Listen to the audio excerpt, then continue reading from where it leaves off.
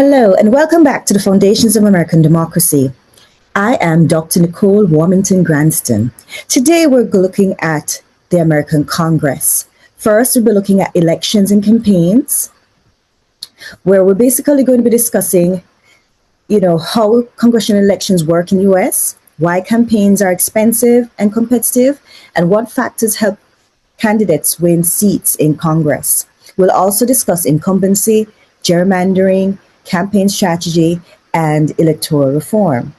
After we've completed that, we'll look more at Congress itself, where we'll discuss its structure, powers, leadership, and internal workings. We'll examine how Congress represents citizens and how laws are made, why Congress is often unpopular, and how the American legislature compares with parliamentary systems.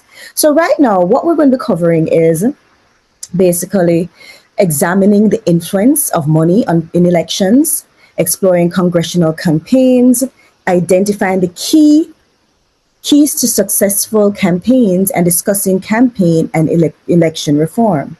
Now, who can run? Now, one thing we have seen based on the Constitution is that anyone can run for Congress, even convicted felons in some cases. The constitutional requirements for those running for the House of Representatives are followed. You have to be at the minimum age of 25 and a U.S. citizen for at least 7 years. For you to run it for the Senate seat, you have to have been at least 30 years old and a U.S. citizen for at least 9 years.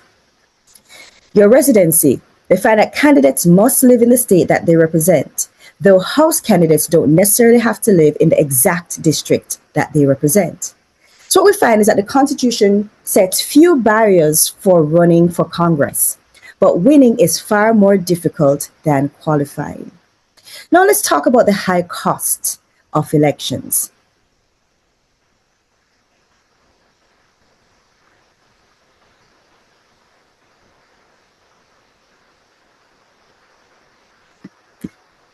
Now, congressional campaigns can be extremely expensive.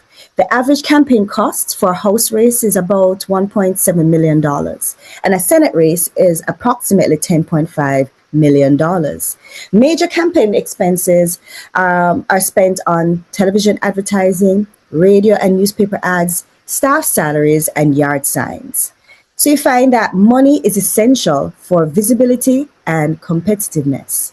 Now, who usually runs? We find that successful candidates often share similar traits, such as self-confidence, leadership ability, political interest, and education and economic success. It has also been noted that family political connections can help candidates enter Congress. So we find that political talent and experience matter more than celebrity alone. Let's discuss the power of the incumbency. Now, incumbents are actually current office holders that are running for re-election. There tends to be an advantage. You find that most incumbents win elections despite public dissatisfaction with government overall. You find that one of the reasons or some of the reasons incumbents win is name recognition, existing donor networks, experience campaigning, and the ability to present themselves as separate from Congress. So you find that voters may dislike Congress generally, but often still re-elect their own representatives. Now, what are some patterns that we see in US elections or congressional elections? We find that there are certain trends in congressional elections. For midterm elections, you find that the president's party usually loses congressional seats during midterm elections. Then during wartime, you find that after war begins, opposition parties often gain seats in Congress. So what we find is that national events strongly influence election outcomes. So let's talk about reapportionment and gerrymandering. Now, the House of Representatives have been fixed at 435 members for over a century. After every census, you find that seats are reapportioned among states, and states may redraw district boundaries, which is known as redistricting. At the same time, you may see gerrymandering occurring. Gerrymandering occurs when district boundaries are manipulated for political advantage. The main concern is that Parties may redraw districts to protect incumbents, increase party power, and reduce competition. So, what you'd find in this kind of situation is that politicians sometimes choose their voters instead of voters choosing politicians. And that is a major concern now in the 2026 movement towards the midterm elections, where we're seeing different states seemingly redistricting, even though it's not a census year, where it is that they're seemingly giving or trying to increase party power within Congress. Now, what are some of the nonpartisan redistricting reform that they're trying to put forward to kind of stop this from happening? We've seen that for some reformers, that there is this call for independent commissions to draw district boundaries fairly. For example, prior to the vote to remove the redistricting commission in this gerrymandering war between the Democrats and the Republicans here in the US now, you found that California used a citizens redistricting commission and that other states have adopted similar systems. This has been found to reduce partisan gerrymandering and has actually improved fair representation. Now, what are the keys to running a successful campaign? There's actually 4 major keys. The first is money. Campaigns require large amounts of fundraising. Candidates often spend extensive time dialing for money to attract donors. Candidates often wait for open seats without incumbents because they are easier to win. The second key to a successful run in Congress is that of organization. You find that strong campaigns need staff, pollsters, media experts, and fundraising teams. You find that a professional campaign organization signals credibility to donors and political insiders. Next is that of strategy. Campaigns must adapt to uncertainty and build strategies around candidate strength. Some important strategic elements are building voter coalitions, media outreach, name recognition, and negative campaigning. Winning requires both broad support and effective communication. And finally, that of message. Candidates need a compelling reason for voters to support them. Strong candidates usually communicate a clear purpose, connect emotionally with voters, present themselves as responsive and trustworthy. And what you find is that a strong message can sometimes overcome financial disadvantages. Now, I want to end with trying to answer this question. How do we reform American elections? Now, of course, there's possible reform issues that can be used to address this. We can do campaign finance reform, reduce gerrymandering opportunities, increase voter participation, and even limit special interest influence, as well as improve election fairness. That is some of the ways that we could actually reform elections. Now, what I want you to take away from this section is that congressional elections are expensive and highly competitive. Incumbents enjoy major advantages in re-election. Money, organization, strategy, and message are essential for success. Gerrymandering shapes political representation. Election outcomes are influenced by national political conditions, and many Americans debate how elections should be reformed. With that, there is a discussion about whether American elections fairly represent the people and what reforms may be needed. So now let's discuss Congress itself.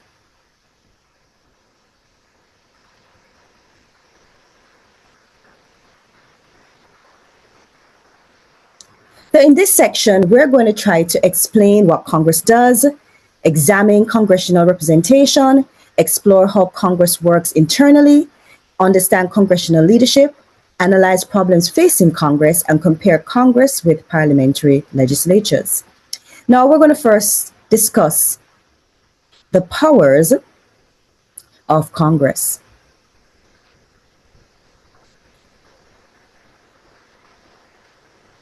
Now, based on the Constitution, Congress's powers are mainly found in Article 1, Section 8 of the Constitution. There's financial powers such as taxation, borrowing money, spending public funds. There's legal powers such as passing laws, regulating commerce. There is institutional powers such as impeachment and organizing the federal government.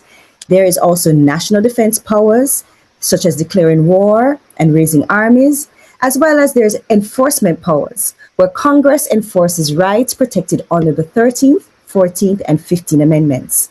So you find that Congress is a lawmaking branch, but its responsibilities extend far beyond simply passing laws. Now, what are said to be some of the main functions of Congress? The primary function is that of lawmaking. Congress creates and passes legislation. Other functions include education, where members inform the public about issues and policy. There's also constituency work, where helping citizens solve problems involving government agencies. The third in this respect is representation, where representing the interests and opinions of constituents is a focus. And then there's oversight, monitoring the executive branch and government agencies. So let's talk about the differences between the House and the Senate that makes up our US Congress. Although both chambers are powerful, they operate differently. In the House of Representatives, there's 435 members. They serve 2-year terms. They have smaller districts. They're more partisan. There's strict debate rules, and there's specialized policy focus. For the Senate, there are 100 members that serve 6-year terms. They represent entire states. There's more flexible debate, more prestige and media attention, and more individual power for senators. So the important difference is that Senate allows unlimited debate, which enables the filibuster unless 60 votes end debate. So what you find is that the House emphasizes efficiency, while the Senate emphasizes debate and individual influence. So let's talk about congressional representation. Members of Congress represent citizens in several ways. These are the types of representation. You have geographic representation, which is representing a district or a state. There's descriptive representation, where the Congress physically reflects the population's diversity. And there's substantive representation, where the representatives effectively pursue constituent interest. There's also the debate as to what is the style of representation. Are we seeing trustees or delegates within Congress? Now, the trustee model is basically representatives using their own judgment to make decisions, while the delegate model, you find that representatives follow the wishes of their constituents. What you find is that members then will constantly balance personal judgment with public opinion. So let's talk about congressional leadership.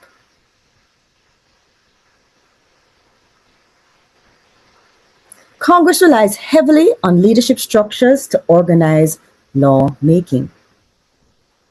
Now, when talking about the House leadership, you have the Speaker of the House.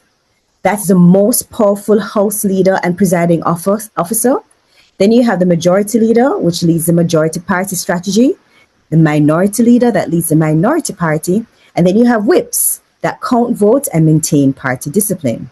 When looking at the Senate leadership, you have the Vice President, who officially serves as the President of the Senate. So the Vice President of America serves as the President of the Senate. Then we have the President pro tempore, which is a senior majority party senator who presides when the Vice President is absent. And then you have the Senate Majority Leader, which is a main Senate leader responsible for legislative strategy. Now, the leadership differences are as follows. When you look at the House, there's stronger party discipline and it's more centralized leadership. With the Senate, there's greater individual freedom and leaders have fewer tools to control senators. Next, we'll look at committee work, right? Committees within Congress. Now, we find that committees are described as the workhorses of Congress. Now, why do they matter? You find that committees handle detailed policy work. They develop expertise, allow Congress to work on multiple issues simultaneously, and transform ideas into legislation. The problem with committees are as follows, that the committee system can fragment Congress, hide actions from public view, favor powerful interests, and even slow major legislation. So you find that committees make Congress more efficient, but they can also make it less transparent. let's talk about the legislative policy making process.